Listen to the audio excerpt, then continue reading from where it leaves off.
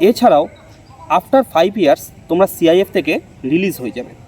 CIF থেকে release হওয়ার পর তোমরা চয়েস বেস পোস্টিংও কিন্তু তোমরা নিতে পারবে। এইটাও কিন্তু সিআইএফের একটি অত্যন্ত গুরুত্বপূর্ণ দিক। Jai Hind dear aspirants, welcome to the route of success.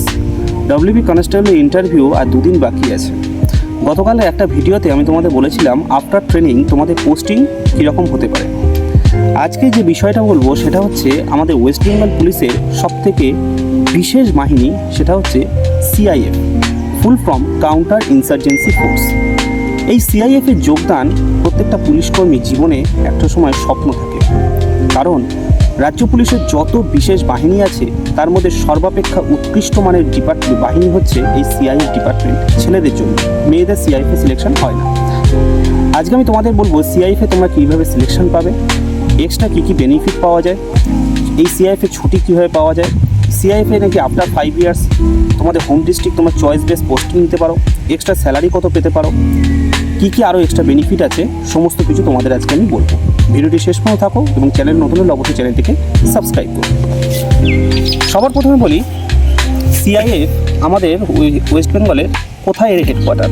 সিআইএফের headquarter হচ্ছে আমাদের ওয়েস্ট বেঙ্গলের শালবনীতে।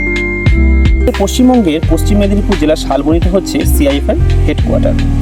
সিআইএফ প্রতিষ্ঠা হয় 10 সালে। সিআইএফ প্রতিষ্ঠা হয়েছিল আমাদের পশ্চিমবঙ্গে 2010 সালে। কোন উদ্দেশ্যে? সিআইএফ প্রতিষ্ঠা হয়েছিল আমাদের ওয়েস্ট বেঙ্গলে পশ্চিমাঞ্চলে যখন মাওবাদীদের হয়েছিল, সেই মাওবাদীদের দৌরাত্ম্য কমানোর জন্য এই সিআইএফের প্রতিষ্ঠা হয়েছিল। সিআইএফে এক্সট্রা কী বেনিফিট পাওয়া যায় সবার প্রথমে সেটা বলি। সিআইএফে সবথেকে যে বেনিফিটটা পাওয়া যায় সেটা হচ্ছে রিস্ক অ্যালাউন্স। তুমি যেহেতু জঙ্গলমহলে ডিউটি করবে, সেই জন্য 18% রিস্ক অ্যালাউন্স তোমরা পাবে।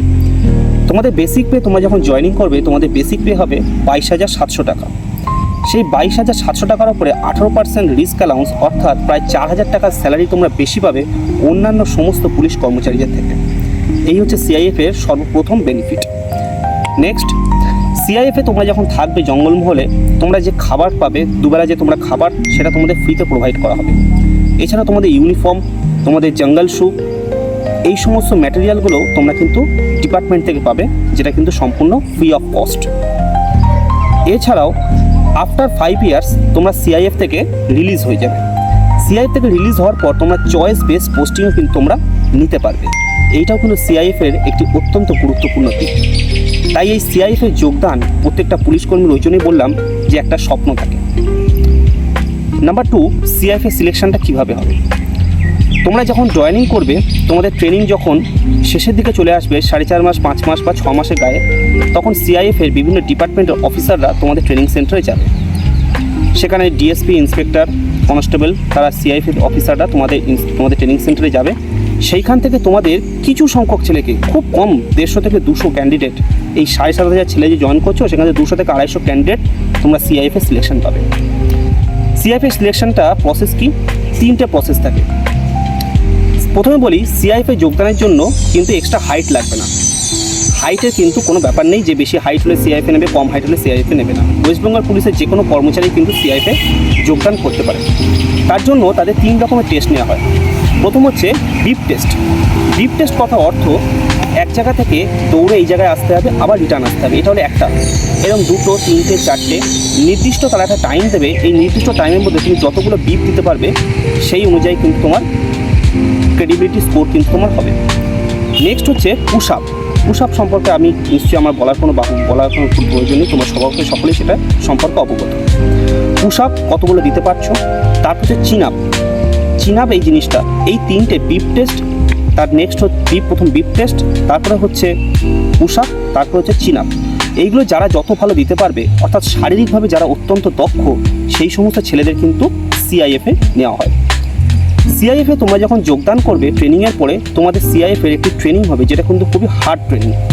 তোমাদের প্রথমে যদি এখন সিআইএফের ট্রেনিং করানো হয়, তোমরা সেটা সিআইএফের ট্রেনিংটা তোমরা করতে পারবে না। কিন্তু ডব্লিউপি কনস্টেবলের 6 মাস বেসিক ট্রেনিংয়ের পর সিআইএফ ট্রেনিংটা তখন তোমাদের কাছে কিছুটা হলেও সহজতর হয়ে উঠবে, কারণ তখন তোমরা অবশ্য 6 মাসে ট্রেনিং করে শারীরিকভাবে সক্ষম হয়ে যাবে ওই সিআইএফ ট্রেনিংয়ের জন্য। তাই অবশ্যই বলবো, যাদের আর্মিতে যাওয়ার শখ ছিল, বিএসএফ, সিআইএসএফ, এসএসসি, জিডি, যারা জঙ্গলি পোশাক পরতে যারা ভালোবাসো, যাদের স্বপ্ন জঙ্গলি পোশাক পরে ডিউটি করা, তারা অবশ্যই এই সিআইএফে যোগদান করবেন। তার জন্য শারীরিক দক্ষতা অত্যন্ত মাত্রায় প্রয়োজন। তোমাদের সিলেকশন করবে, আমি তো ব্যাপারটা বললামই যে 7,500 8,000 যে তোমার জয়েন করবে ছেলেরা, তার থেকে মাত্র 150, 200, 250 ছেলেদের কিন্তু সিআইএফে নেওয়া হবে। তাহলে সেই সমস্ত ক্যান্ডিডেটরা, সেই সমস্ত পুলিশ কর্মচারীরা হবে সব থেকে শারীরিকভাবে দক্ষ। প্রথমে বলেছি সিআইএফে বেনিফিট, তারপর বললাম সিআইএফে পোস্টিং। এবার বলবো সিআইএফে ছুটি কীরকম পাওয়া যায়। দেখো, ছুটিটা সেরকম বলা যায় না। হেডকোয়ার্টার শালবনীতে এবং বিভিন্ন ক্যাম্প আছে। তোমাদের ডিউটিটাও কিন্তু খুব কম হবে। অন্যান্য জেনারেল ফোর্স বা র্যাফ বা স্ট্র্যাকো এরা যত ডিউটি করে, ল অ্যান্ড অর্ডার ডিউটি, সিআইএফের ল অ্যান্ড অর্ডার ডিউটি কিন্তু অত্যন্ত কম হয়। তারা মূলত জঙ্গলে দুঃসাহসিক অভিযানের ডিউটি থাকে। সেই দুঃসাহসিক অভিযানের ডিউটি না থাকলে তাদের খুব একটা ডিউটি থাকে না। এছাড়া যখন সিএফ মুভমেন্ট বা গঙ্গাসাগর ডিউটি, এরকম বড় যখন ল অ্যান্ড অর্ডার ডিউটি হয়, তখন সিআইএফের কিন্তু ডিউটি হয়ে থাকে। বিভিন্ন ক্যাম্পে তোমাদের পাঠানো হবে, সেইখান থেকে তোমরা ছুটি পাবে। কোনো জায়গায় হয়তো বেশি ছুটি, কোনো জায়গায় কম ছুটি। সেটা এখন যারা সিআইএফে যেই জায়গায় তোমাদের থাকবে, সেই জায়গায় যেই জায়গায় তোমাদের ক্যাম্পে দেবে বা তোমরা যে হেডকোয়ার্টারে থাকো সেই জায়গার উপর ডিপেন্ড করছে। তাই বলছি, ওয়েস্ট বেঙ্গল পুলিশের সিআইএফে যাদের যোগদানের স্বপ্ন, যারা জঙ্গলি পোশাক পরতে ইচ্ছুক, যারা এই সমস্ত বেনিফিটগুলো নিতে ইচ্ছুক, তারা অবশ্যই সিআইএফে যোগদান করতে পারো। ভিডিওটি ভালো দেখে থাকলে অবশ্যই বন্ধুদেরকে শেয়ার করে চ্যানেলটি সাবস্ক্রাইব করবে। জয় হিন্দ।